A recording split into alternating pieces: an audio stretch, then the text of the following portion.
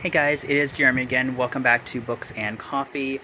Please forgive me for being gone for a really long time, but when you work in the retail industry with coronavirus and having to wear a face mask, my life has just been very, very busy, and I haven't really had a lot of time to film videos. And because I'm not really reading right now, and I've been in the worst reading slump like the last year. Probably what I'll end up doing is probably like in like December towards the end of the year, I will do a giant reading wrap up instead of just posting individual reviews. I'll just kind of show you all the books. I've read a few queer books and Star Wars books and a few things here and there. So that's probably what I'm going to do on that one. But today we are doing a season review, or well, I'm going to attempt to do a season review on this. So, as you can tell by the title of this video, this is going to be my season review for the first season of Gossip Girl. Now, I was on Netflix because you can watch Netflix on your phone now, which I didn't know until recently, so that was kind of awesome. And I was on Netflix and I was kind of just looking for a new show to watch because, like the shows I do have, I wasn't really super interested in them, and I just wanted something different to watch. And being on the internet, seeing there's a lot of people that really hate a certain ship on there, which is the ship between Chuck and Blair. And I was like, okay, it scandal, secrets, basically it involves these privileged, very entitled, very popular students that go to this prep school on the Upper East Side of Manhattan in New York City. And I was like, oh, that's fairly interesting. And there is a anonymous blogger known as Gossip Girl that spills all kinds of dirt and secrets on all these characters. And so far, from what I gather from the first season, they're not like actively trying to figure out who's doing this. It's just one of those things that there is. Maybe that happens in the later seasons, but for the most part, that's the basic idea behind the show. And this is based on a book series by an author that I don't know, but I have heard. And a little background: I have been hearing about this show for so long. I remember when I was in high school. This show started during my freshman year of high school, and I was in my freshman year of high school was 2007, which is when they started. The show ran for 6 seasons. They aired from 2007 to 2012. Not really why I'm telling you guys that. I just kind of, I think it's interesting, and I like to tell you guys those things when it comes to my shows. And they made 121 episodes. So if I said that already, I apologize. But it's such an addictive show. And it's really weird, being a guy and watching something that's basically a massive teen drama. And even though these characters are in high school I believe that they're in high school for the first 3 seasons, and I believe they graduate at the end of season 3. So 4, 5, and 6 is like college and adult life. Don't completely quote me on that because I could be wrong, but I believe that's what it is. Like I said, I'm on the first episode of season 2 now, so that might change later. But all this scandal and lie. So the premise of the show is Serena Van, whatever her last name is, comes back to town, and she's been gone. And that is the hot rave of the Upper East Side, that she's come back, because nobody really knows why she left.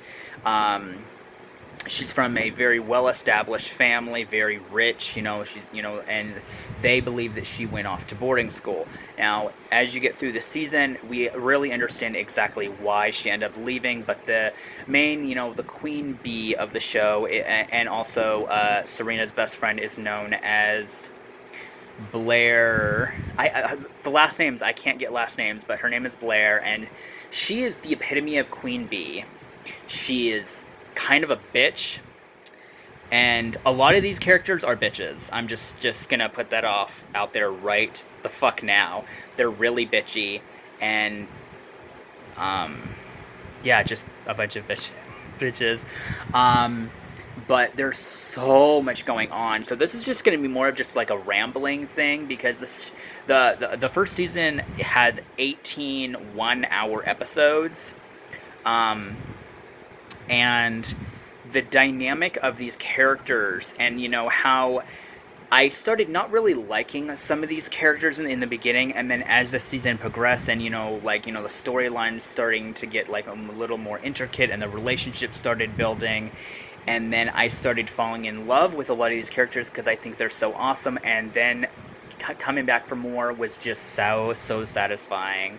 It's really weird because this is not a show that I would normally cling to in any way, but you know drama, everything that's going on in the country right now, just being able to just jump into a TV series which filled with really entertaining teen drama is just really like soothing to the soul for me personally. And it kind of this is a show about privileged, entitled, mainly white people. As far as I know, I haven't seen a single person of color on the show.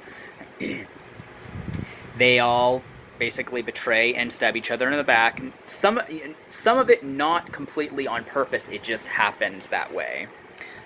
Switch hands here. This is vlog style for a while now, and it is such an engrossing show.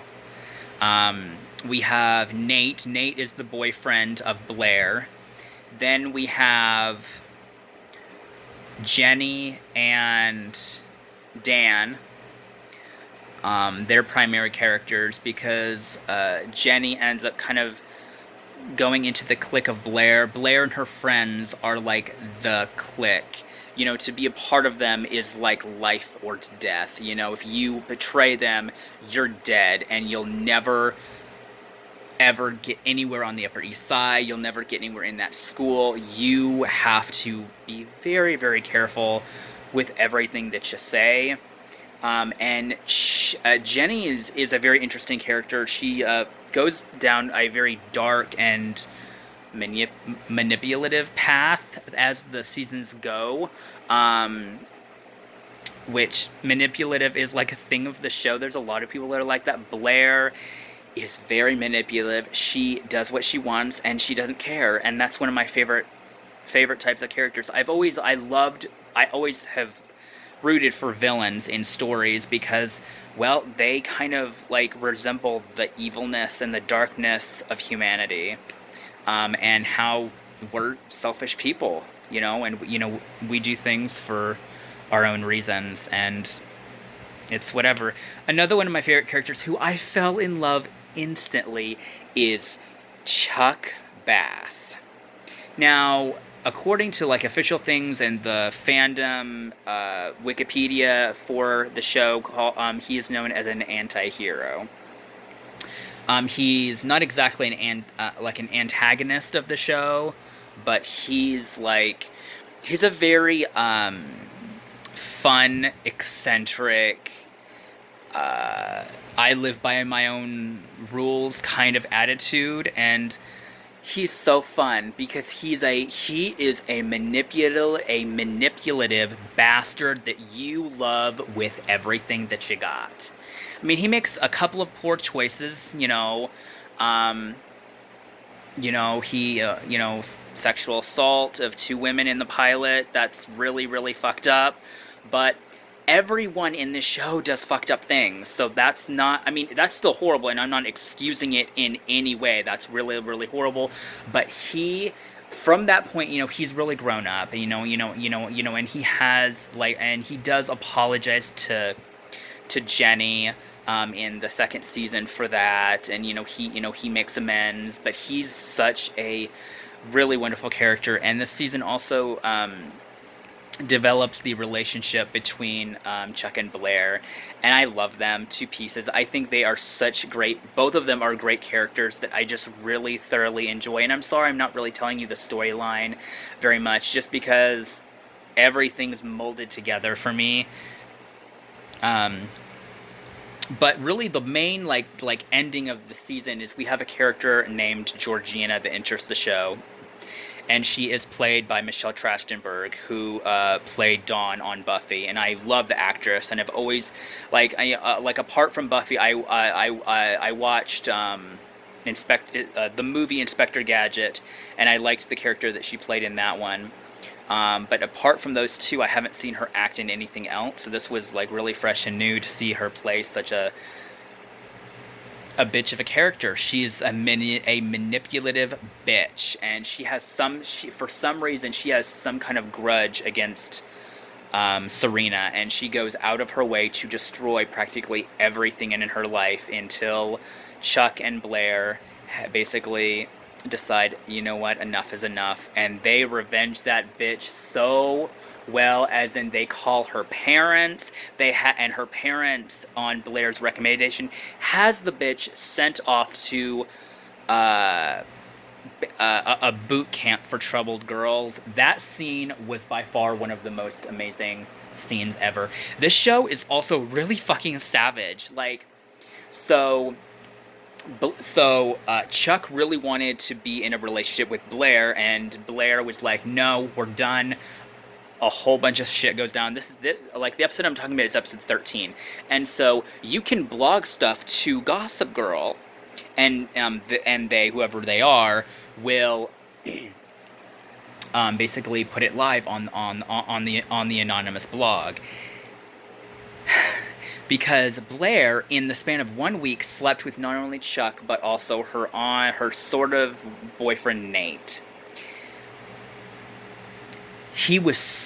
Chuck was so hurt because of Blair, and Blair kept like pushing him away and saying, "You're disgusting, I want nothing to do with you." So revenge, to get back at her, he basically emailed Gossip Girl and told them, or it person, that Blair had slept with two guys in the same week, and it went all over the school. It blew up all over the blog. Everyone was calling her a slut and a whore and a hoe and all these horrible things. He did that just to hurt her. And when I watched that scene, or that whole episode, I was like, this is the craziest episode in the entire season, and it still stands by probably my favorite one, just because every 5 minutes I kept pressing pause. I'm like, this shit is savage as fuck. And I just can't get over this show. I'm only one season in, and I am deeply in love with so much of these characters, and the new characters we're getting in season 2. I'm there for all of it. But I still cannot get over that episode that he literally reported to Gossip Girl all about Blair and Chuck's sex life for the sole purpose of revenge, because this hurt her so badly that she was willing to leave school and go to France to live with her father, because everyone was talking about her. Like, her clique abandoned her and started choosing Jenny to be the queen bee, because they couldn't get behind someone who lied. And that, because she lied about sleeping with Nate, she never actually slept with him. Actually, wait, I could be getting my things getting mixed up, but still, that episode, so savage. But sorry, I only have a 16-minute limit here, so I'm gonna have to cut this review here. But I think I've said, basically all of my thoughts, and so every time I finish a season, I will immediately film the review. That way, like, the whole season is fairly fresh in my mind. But let me know what you think of this season. Who is your favorite character? My personal favorite character so far is Chuck Bass. He's my favorite.